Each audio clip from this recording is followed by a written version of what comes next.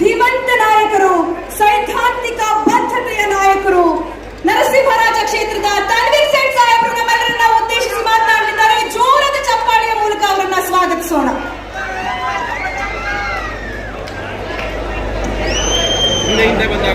ಆತ್ಮೀಯ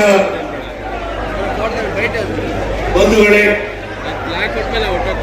ಮೈಸೂರು ನಗರ ಜಿಲ್ಲಾ ಕಾಂಗ್ರೆಸ್ ಸಮಿತಿಯ ಆಶ್ರಯದಲ್ಲಿ ಇವತ್ತು ಮೈಸೂರು ನಗರ ಯುವ ಕಾಂಗ್ರೆಸ್ ಅಧ್ಯಕ್ಷರು ಹಾಗೂ ಪದಾಧಿಕಾರಿಗಳ ಪದಗ್ರಹಣ ಕಾರ್ಯಕ್ರಮದ ಉದ್ಘಾಟಕರು, ಈ ರಾಜ್ಯ ಕಂಡಂತಹ ಅಪರೂಪದ ರಾಜಕಾರಣಿ, ನಿಮ್ಮೆಲ್ಲರ ನೆಚ್ಚಿನ ನಾಯಕರಾದಂತಹ ಸನ್ಮಾನ್ಯ ಶ್ರೀ ಸಿದ್ದರಾಮಯ್ಯ ಅವರೇ, ಜಿಲ್ಲಾ ಉಸ್ತುವಾರಿ ಸಚಿವರು, ರಾಜ್ಯದ ಸಮಾಜ ಕಲ್ಯಾಣ ಸಚಿವರಾದಂತಹ ಎಚ್ ಸಿ ಮಾದೇವಪ್ಪ ಅವರೇ, ಶಾಸಕ ಸನ್ಮಿತ್ರರಾದ ಹರೀಶ್ ಗೌಡ್ರೆ, ರವಿಶಂಕರ್ ಅವರೇ, ಮಾಜಿ ಶಾಸಕರಾದಂತಹ ಎಂ.ಕೆ. ಸೋಮಶೇಖರ್ ಅವರೇ, ರಾಜ್ಯ ಯುವ ಕಾಂಗ್ರೆಸ್ ಅಧ್ಯಕ್ಷರು ಉತ್ಸಾಹಿಗಳಾದಂತಹ ಮಂಜುನಾಥ್ ರವರೇ, ನಮ್ಮ ಜಿಲ್ಲೆಯ ಮೈಸೂರು ಕೊಡಗು ಜಿಲ್ಲೆಯ ಲೋಕಸಭಾ ಅಭ್ಯರ್ಥಿಗಳು, ನಮ್ಮ ಪಾಲಿಗೆ ನಮ್ಮ ಸಂಸದರಾದಂತಹ ಲಕ್ಷ್ಮಣ್ ರವರೇ, ನಗರ ಜಿಲ್ಲಾ ಕಾಂಗ್ರೆಸ್ ಸಮಿತಿಯ ಅಧ್ಯಕ್ಷರಾದಂತಹ ಆರ್ ಮೂರ್ತಿ ಅವರೇ, ಗ್ರಾಮೀಣ ಅಧ್ಯಕ್ಷರಾದಂತಹ ಡಾಕ್ಟರ್ ವಿಜಯಕುಮಾರ್ ಅವರೇ, ಯುವ ಕಾಂಗ್ರೆಸ್ನ ಎಲ್ಲ ಪದಾಧಿಕಾರಿಗಳೇ, ಮೈಸೂರು ಜಿಲ್ಲೆಯ ಉಸ್ತುವಾರಿ ಪದಾಧಿಕಾರಿಗಳೇ,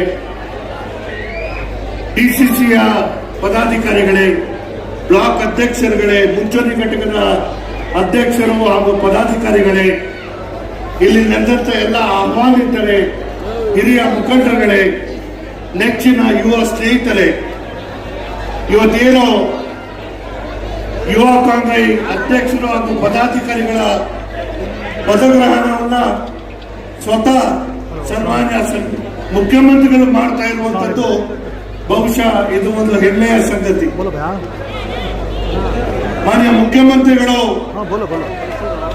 ರಾಜ್ಯದ ಉದ್ದಕ್ಕೂ ಎಲ್ಲ ವರ್ಗದ ಜನರಿಗೆ ಒಂದಲ್ಲ ಒಂದು ಕಾರ್ಯಕ್ರಮಗಳನ್ನ ಕೊಡ್ತಾ ಬಂದಿರುವಂತದ್ದು ನಾವು ನೀವೆಲ್ಲರೂ ಸಾಕ್ಷಿ. ರಾಜ್ಯದ ಮಹಿಳೆಯರಿಗಾಗಿರ್ಬೋದು, ರಾಜ್ಯದ ಯುವ ಸಮುದಾಯಗಳಿಗಾಗಿರ್ಬೋದು, ಇವತ್ತು ಅನೇಕ ಕಾರ್ಯಕ್ರಮಗಳು ಕೊಟ್ಟಿರುವಂತಹ ಹೆಗ್ಗಳಿಕೆ ನಮ್ಮ ಪಕ್ಷದ ಪ್ರಣಾಳಿಕೆಯ ಅಂಗವಾಗಿ ಸರ್ಕಾರದಿಂದ ಇವತ್ತು ಅನೇಕ ಕಾರ್ಯಕ್ರಮಗಳನ್ನು ನಾವು ಕೊಟ್ಟಿದ್ದೇವೆ. ಇವತ್ತು ಯುವ ನಿಧಿ ಕಾರ್ಯಕ್ರಮ, ನಮ್ಮ ಗೃಹಲಕ್ಷ್ಮಿ ಕಾರ್ಯಕ್ರಮ, ಗೃಹ ಜ್ಯೋತಿ ಕಾರ್ಯಕ್ರಮ, ಅನ್ನಭಾಗ್ಯ ಕಾರ್ಯಕ್ರಮ, ಶಕ್ತಿ ಯೋಜನೆ, ಈ 5 ಗ್ಯಾರಂಟಿಗಳನ್ನ ಇವತ್ತು ಸಮಗ್ರವಾಗಿ ಜನರಿಗೆ ಮುಗಿಸುವಂತ ಕೆಲಸ ನಾವು ಮಾಡಿದ್ದೇವೆ. ಬಹುಶಃ ರಾಜ್ಯದ ಉದ್ದಕ್ಕೂ ಪ್ರತಿಪಕ್ಷದವರು ರಾಜ್ಯ ಸರ್ಕಾರ ಆರ್ಥಿಕ ವ್ಯವಸ್ಥೆಯಲ್ಲಿ ದಿವಾಳಿ ಎದ್ದಿದೆ ಅಂತ ಹೇಳುವಂಥದ್ದು, ಆದರೆ ಮಾನ್ಯ ಮುಖ್ಯಮಂತ್ರಿಗಳು ರಾಜ್ಯದ ಉದ್ದಕ್ಕೂ ಅನೇಕ ಅಭಿವೃದ್ಧಿ ಕಾರ್ಯಕ್ರಮಗಳ ಶಂಕುಸ್ಥಾಪನೆ ಮತ್ತು ಉದ್ಘಾಟನೆ ಮಾಡ್ತಾ ಇರುವಂಥದ್ದು, ಇದು ಪ್ರತಿಪಕ್ಷಗಳಿಗೆ ತಕ್ಕ ಉತ್ತರವನ್ನು ನೀಡಿದಂಗಾಗಿದೆ ಅನ್ನೋದನ್ನ ನಾವೆಲ್ಲರೂ ಅರ್ಥ ಮಾಡ್ಕೋಬೇಕು. ಇವತ್ತೇನು ಯುವ ಕಾಂಗ್ರೆಸ್ನ ಪದಾಧಿಕಾರಿಗಳ ಪದಗ್ರಹಣ ಇದೆ, ಮೊದಲಾಗಿ ನಾನು ಹೇಳುವಂಥದ್ದು, ಬಹುಶಃ ನಾನು ನನ್ನ ರಾಜಕೀಯ ಹಿನ್ನೆಲೆಯನ್ನು ನಾನು ಹೇಳಬೇಕಾದ್ರೆ, ನಾನು ಸ್ವತಃ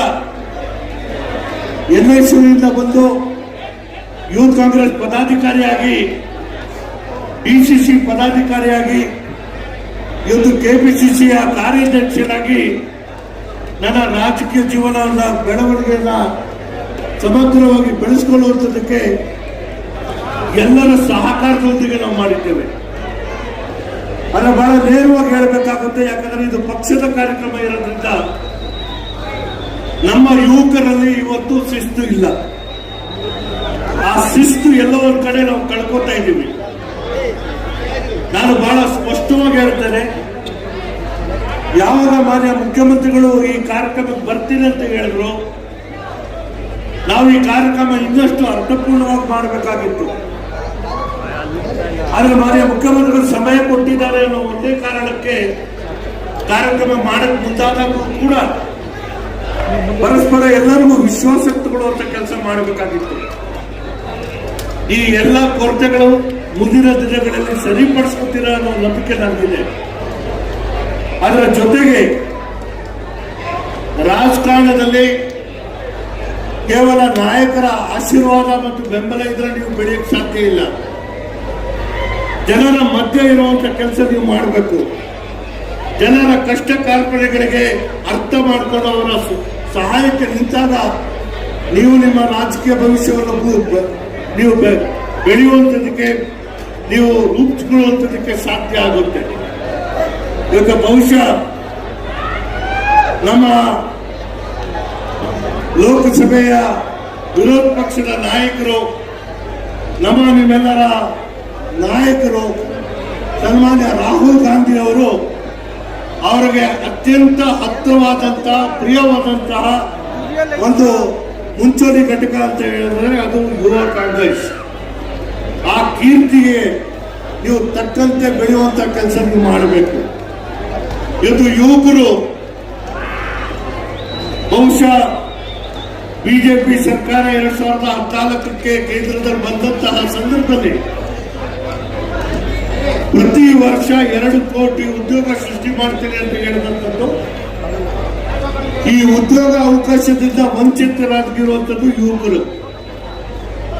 ಈ ಯುವಕರನ್ನ ಆಕರ್ಷಣೀಯವಾಗಿ ಮಾಡಿ ನೀವು ಒಂದು ಶಕ್ತಿಯಾಗಿ ಮುಂದೆ ಹೋಗುವಂಥದ್ದು ಇದು ಯುವ ಕಾಂಗ್ರೆಸ್ನ ಸಿದ್ಧಾಂತ ಮತ್ತು ನಿಮ್ಮ ಮೇಲೆ ಇರುವಂತಹ ಪರಿಶ್ರಮದ ಫಲವಾಗಿ ನಾವು ಕಾಣಬೇಕಾಗಿರುವಂಥದ್ದು.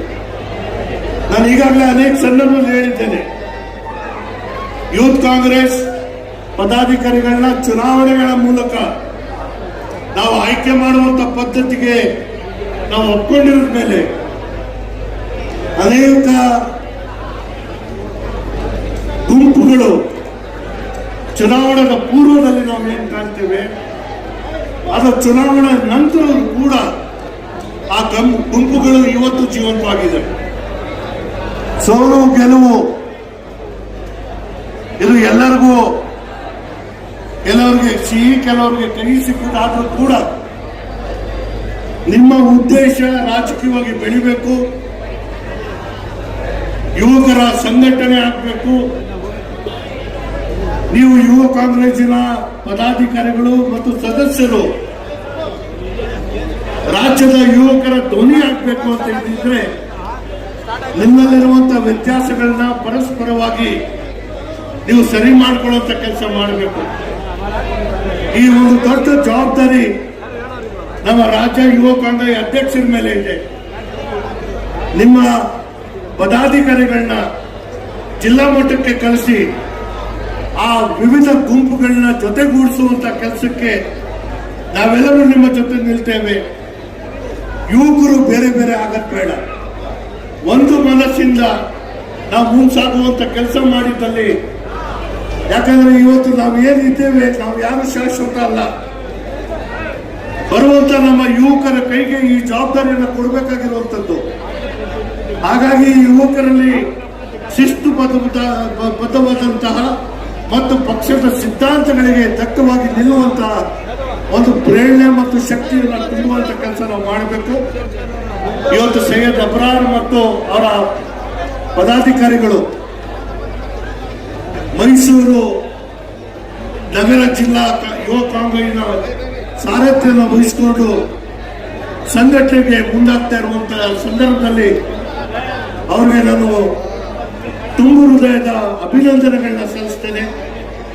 ಜೊತೆಗೆ ನಿಮ್ಮ ಪ್ರತಿಸ್ಪರ್ಧಿಯಾಗಿ ಸ್ಪರ್ಧಿಸಿದಂತಹ ಯಾರೇ ಆಗಿರ್ಬೋದು, ಅವರು ಕೂಡ ಕಾಂಗ್ರೆಸ್ ರಕ್ತನೇ ಇರುವಂಥದ್ದು. ಅವ್ರನ್ನ ಜೊತೆ ಕರ್ಕೊಂಡು ಮುಂದೆ ಹೋಗುವಂಥದ್ದಕ್ಕೆ ನೀವೆಲ್ಲ ಪ್ರಯತ್ನ ಮಾಡಬೇಕು. ನಿಮ್ಮ ಈ ಅವಧಿ ಸುಗಮವಾಗಲಿ, ಹೊಸ ನಾಯಕತ್ವ ಬೆಳೆಸುವಂಥದ್ದಕ್ಕೆ ನಿಮ್ಮಲ್ಲಿ ಆ ಶಕ್ತಿ ಮತ್ತು ಪ್ರೇರಣೆ ಸಿಕ್ಕಲಿ ಅಂತ ನಾನು ದೇವರಲ್ಲಿ ಆಶಿಸ್ತಾ, ನೀವು ಅದೃಷ್ಟ ಮಾಡಿದ್ದೀರಾ. ಸ್ವತಃ ನಿಮ್ಮ ಪದಗ್ರಹಣಕ್ಕೆ ಮಾನ್ಯ ಮುಖ್ಯಮಂತ್ರಿಗಳು ಬಂದಿದ್ದಾರೆ. ಈ ಕೀರ್ತಿ ನಿಮ್ಮ ಕಾರ್ಯದಲ್ಲಿ ತೋರುವಂಥದಕ್ಕೆ ಮುಂದಾಗಬೇಕು ಅನ್ನೋ ಒಂದು ವಿಶ್ವಾಸದೊಂದಿಗೆ ನಿಮಗೆ ಮತ್ತೊಮ್ಮೆ ಅಭಿನಂದನೆಗಳನ್ನ ಸಲ್ಲಿಸಿ ನನ್ನ ಮಾತಿಗೆ ವಿರಾಮ ಮಾಡ್ತೇನೆ. ನಮಸ್ಕಾರ. ಜೈ ಕಾಂಗ್ರೆಸ್.